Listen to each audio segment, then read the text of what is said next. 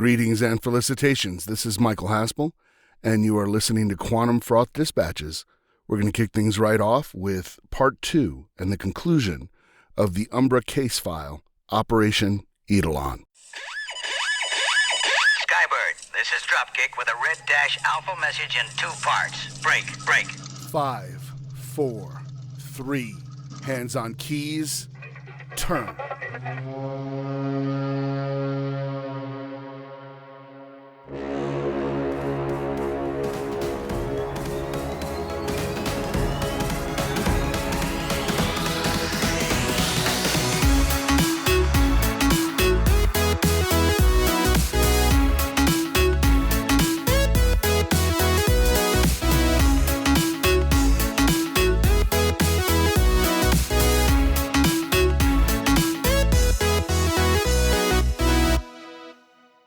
Operation Eidolon by Michael F. Haspel. Part 2. Well into the night, we left Majid to sleep. Captain Franklin pulled strings to assemble an assault team. Given the urgent need of a rescue mission and what we'd seen in the museum, we might need preternatural assistance. I sent for Nadira and Samir. Samir demurred immediately. And, citing a lack of knowledge and a surprisingly self-aware survival instinct sharpened by outlasting Saddam's regime, he recused himself from any non-academic assistance before I could give him any actual details of the mission. Nadira had been expecting my call. She could not have known about the disappearances of the patrol. That information had been held closely, even among coalition forces. Once I told her, she grew silent. Something would happen tonight, or at the latest tomorrow. We needed her help. Past midnight, Captain Franklin, Majid, and I arrived at base operations. Majid now wore American military fatigues and posed as an Iraqi interpreter. Much easier than explaining why a Republican Guard major served as our guide.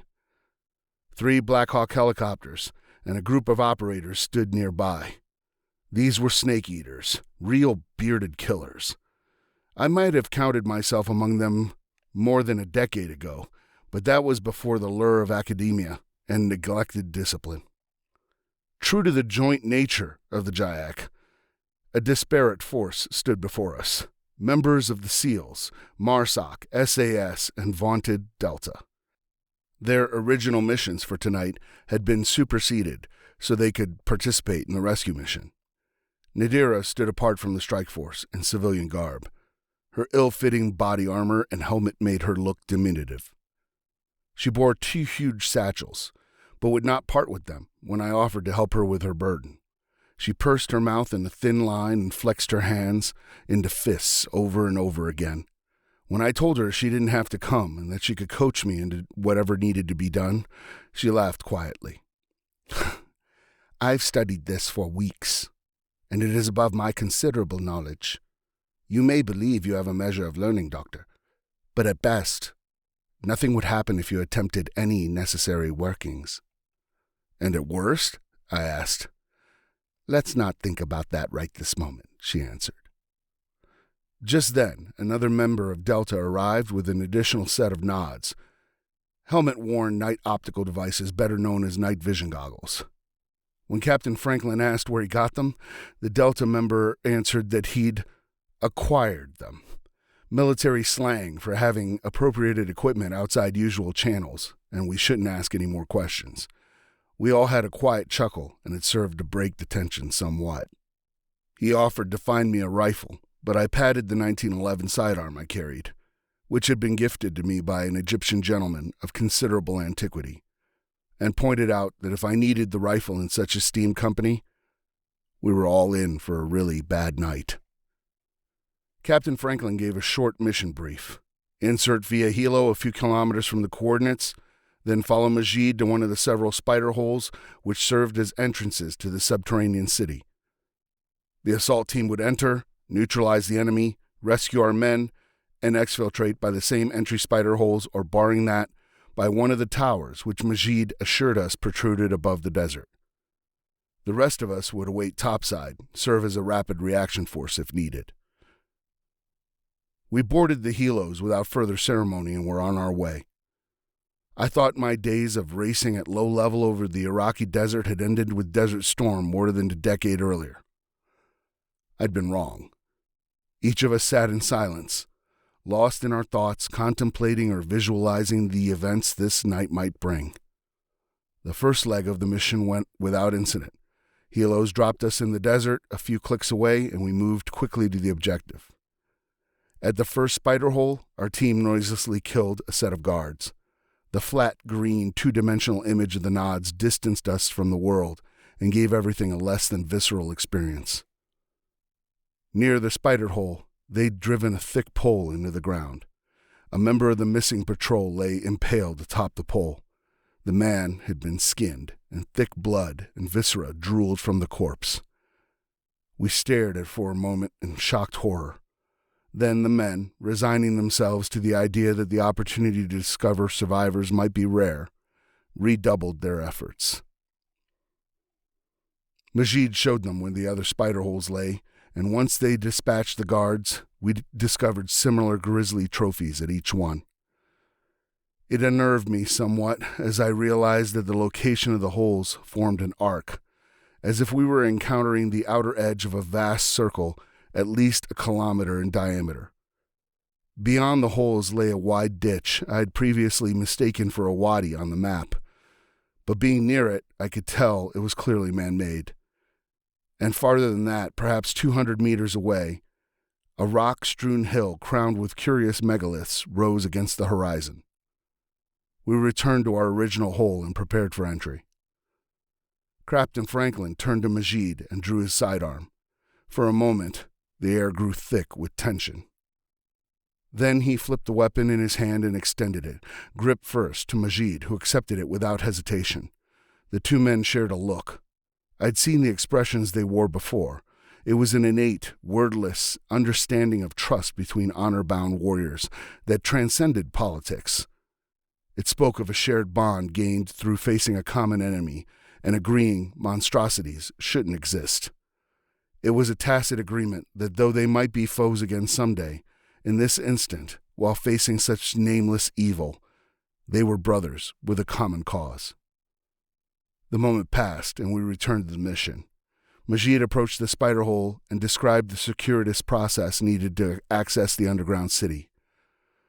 The hole consisted of a narrow shaft between 6 or 7 meters in depth. At the bottom, the shaft turned abruptly at nearly 90 degrees. It continued almost horizontal for another 5 or 6 meters before becoming vertical again.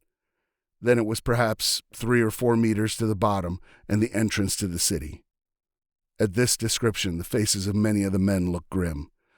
This type of entrance seemed rife with booby-trap possibilities, not to mention it would force the men to enter singly, allowing whoever was below to engage our team one-on-one and tip the odds in their favor. Additionally, the shaft was narrower than originally perceived, which meant that many of the men couldn't even fit. We hastily reconfigured our force. The smaller men would become the entry team, while those larger became the reaction force. Regrettably, I was of slight enough stature. I filled out the numbers who would be first in. I'd done this sort of thing before, though I was woefully out of practice, and never while attempting to infiltrate underground. As you can imagine, I was less than pleased. Majid offered to enter first, but the men dissuaded him. We lowered a rope into the shaft, and the lead man had to remove his gear to fit. He lowered himself down by simply wedging his body against the walls of the shaft while holding the rope with one hand and his rifle above his head with the other. When he reached the bottom, he indicated he'd found the horizontal portion of the shaft and soon disappeared from view. A moment later, a broken transmission on the headset radios we all wore told us he'd made it to the bottom and the way was clear. "Are you okay?" Franklin asked me, as Majid and more of the men descended into the darkness.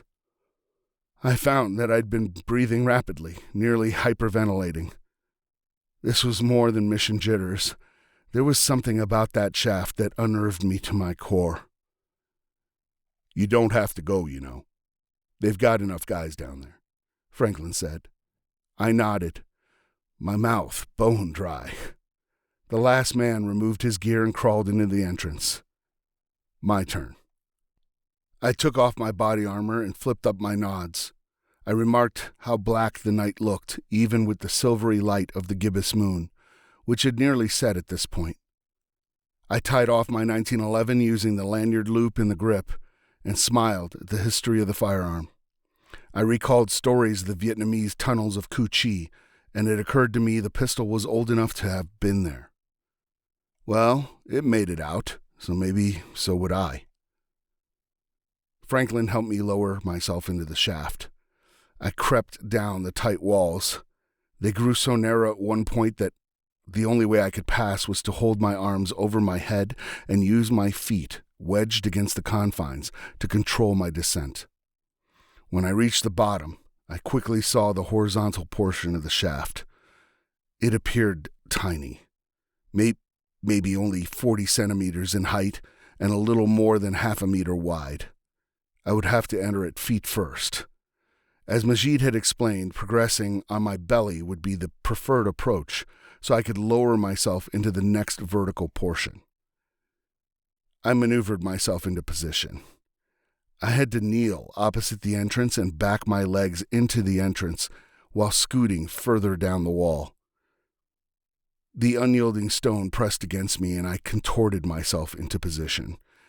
As my belt buckle scraped against the bottom, my buttocks rubbed the top of the horizontal shaft. I only had a few centimeters of clearance. I pushed myself farther in by pressing my sweat-ridden palms against the far wall of the shaft. My shoulders barely cleared the opening, and I had to turn my head sideways so the helmet and nods could fit. I then pushed against the floor to slide in farther. It felt as if I was feeding myself to some vast and unseen creature, and my thoughts turned dark. Knowing what I knew, it dawned on me such an entrance might not have been created for the human form. What might have been the nature of the original denizens of this Chthonian desert city? My thoughts froze. My muscles seized. I could make no further progress. I sensed the great mass of stone overhead. It pressed against my back with each breath, and I thought it might crush me at any instant. Crushing would be a mercy. What if I got truly stuck? There would be no hope of rescue. I would lie here wedged within the embrace of stone carved in unimagined antiquity until the desert heat undid me, or some nameless thing grasped me from behind to draw me to whatever fate awaited below. I couldn't do it. My breaths became shallow and rapid as the stone pressed in around me. My wet palms clawed at the floor, but they offered no purchase. "I think I'm stuck," I heard myself say on the radio. "Get unstuck," came a static-filled reply. My ears were filled with my panic breathing, artificially amplified in the headset and being broadcast to the rest of the team. An annoyed voice filled my ears, one of the SAS judging from the accent. "Get off the bloody comms. We've got work to do." My palms slid against the floor ahead until they got enough grit on them I could pull a little bit. With that small measure of traction, I inched my way out of the maw of that horrid shaft and arced my back painfully to grasp the rope and pull myself farther out. Once my legs cleared the space, I pulled myself up the vertical shaft. Exhausted and disappointed in myself, I sat at the top, my legs dangling into the open space below. We heard the entry team over the radio. "All right, we are Oscar Mike, way is clear." Nadira, who until this point had been scrawling something in a notebook, became very agitated. She moved to Captain Franklin. "I don't think they can kill anyone down there." We all gave her puzzled looks. Franklin spoke for all of us. "Why do you think we came all this way out here? It wasn't to give them hugs. And after this," he indicated the still twitching corpse of the impaled American soldier, "they don't get to live." "I understand, but..." "Ain't no buts. They die. All of them." Nadira grew frustrated. "Listen to me. I have been working the formula. They didn't have enough bodies for the ritual. It won't work. That doesn't buy them a pass. Listen, we have a job to do. If we need you, you'll know, Franklin said. He turned away from her and made a show of observing the low hill in front of us, indicating the conversation was over. Nadira grabbed him by the shoulder and spun him to face her. Listen, whatever ritual they're doing, the thing that will answer them, it does not care where the bodies come from, where the blood comes from, where the souls come from. Do you understand? Realization dawned on Franklin's face, but it was too late. At that moment, the radio clicked on. We've got tangos. Engaging. An instant later, the muffled sound of gunfire crept from the shaft. Had to be the cult's weapons. Ours were suppressed. The last thing I intelligibly heard was an order to go loud, and there was just the cacophony of battle. Minutes passed without a sound. Franklin keyed his microphone. Sit rep, he asked. No reply came. There was a noise, like an incredibly large drum or gong. It reverberated through the desert and thrummed in my chest. Then a great wind pulled at me from below. It threatened to tug me from my perch atop the shaft, and when I tried to stand, I found I couldn't. The suction pulled at me, and I planted my feet on the opposite wall to prevent being sucked in.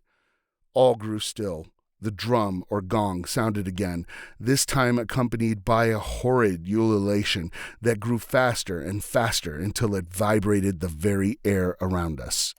The noise galvanized Nadira into action. She reached into one of her satchels and produced 2 urns. What the hell is that noise? One of the men shouted over the sound. Al-Azif, Nadira answered, as she struggled with the lid of the first urn. The buzzing. The lid removed, she began spreading the contents into a wide circle while muttering some incantation. The first urn only covered a tiny arc. She grabbed the second urn, and I realized her satchels must have more.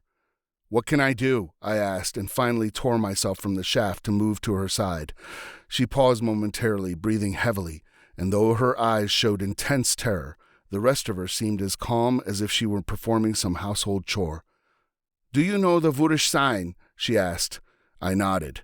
She pressed a scrap of paper into my hand, which the sucking wind threatened to tear away. I lowered the nods, and the script glowed green.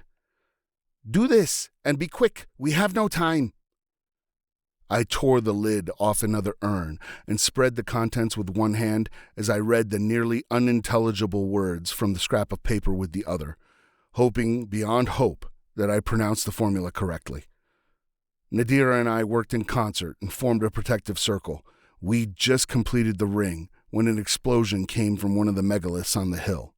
A half-dozen infrared lasers painted the location of the blast as the remainder of our team brought their weapons to bear. We soon recognized our own men stumbling backwards down the hill. They fired frantically at something chasing them. Their muzzle flashes flashed painfully in the night vision. Franklin turned to the rest of the men. Let's go! He took off at a run. No! Nadira shouted, but it was too late. The other men moved at a sprint, eager to help their comrades in battle. Then the ululation sounded anew, and I saw men torn limb from limb. Not by what? By some invisible force. I can still hear the screams. But I couldn't see what was chasing them in the night vision. I flipped them up, and the green night turned to utter darkness. The moon had set, and my eyes had not yet adjusted. I saw muted muzzle flashes of the battle. The men's death cries sounded too loud through the headsets. Help me, Nadira pleaded at me from behind. I turned, my pistol searching for a target. I only saw Nadira. She had stripped herself of her armor and dumped out the contents of the satchels, revealing a small collection of vials, bottles, and road flares. She scooped up one of the flares and ignited it, and threw it outside the circle. They don't like light. The flare burned and emitted a flickering pool of reddish brilliance too bright to look at. She pushed more flares into my hands, and I followed her example, tossing them around the circle and forming a ring of protective light. When I finished, I noticed she had formed a pile out of the satchels and removed her headscarf. The scarf joined the satchels. She reached for some of the nearby desert scrub, tore it free from the hard-packed dirt, and added it to the stack. I realized what she was doing and removed my shirt, adding it to the intended pyre. She picked up one of her vials and poured the oily contents over the stack. Then she showed me the last unlit flare in her hands. "Last resort, okay?" I nodded. I heard her breathing, intense and terrified. I became aware of how quiet the desert had otherwise become. Turning my attention back to the hill, I saw and heard nothing. I lowered the night vision and some shape moved awkwardly towards us. I aimed my pistol, but quickly the shape resolved itself into two people. I raised the night vision again. The burning flares made them unbearable to wear and nearly useless anyway. Franklin and Majid stumbled into the pool of light projected from the nearest flare. Majid carried much of Franklin's weight. As they did, something like an oversized claw or perhaps teeth swiped at Franklin and he cried out. Both men tumbled into the circle and collapsed. Franklin curled himself into the fetal position and I saw he was grievously wounded.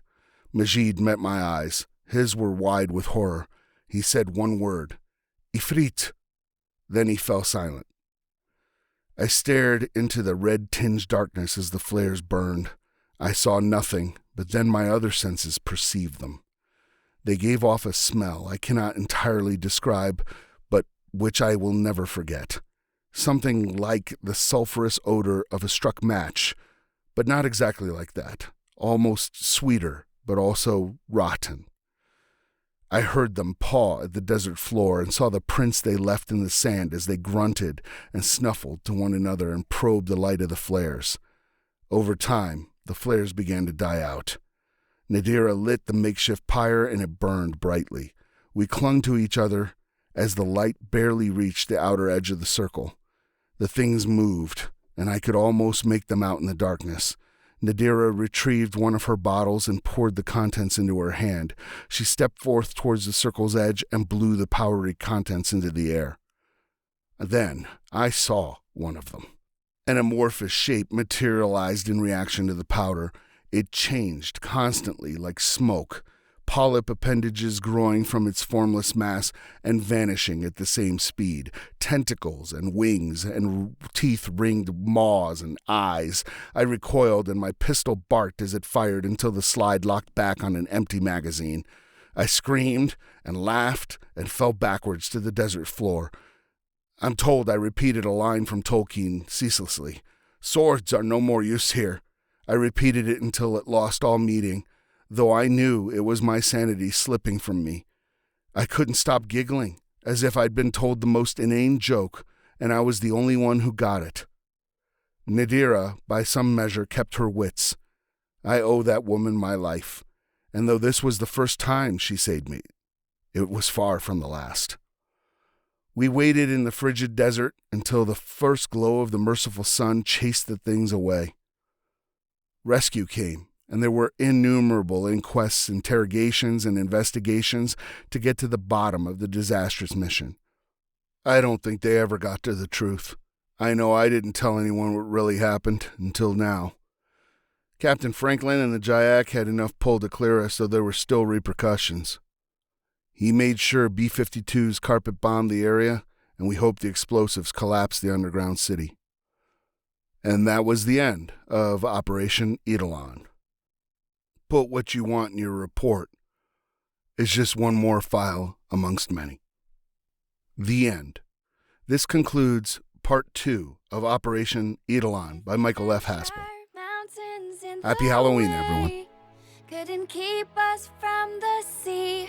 Here we stand, open arms. This is home where we are, ever strong in the world that we made. I still hear you in the breeze, see your shadows in the trees, holding on, memories never change.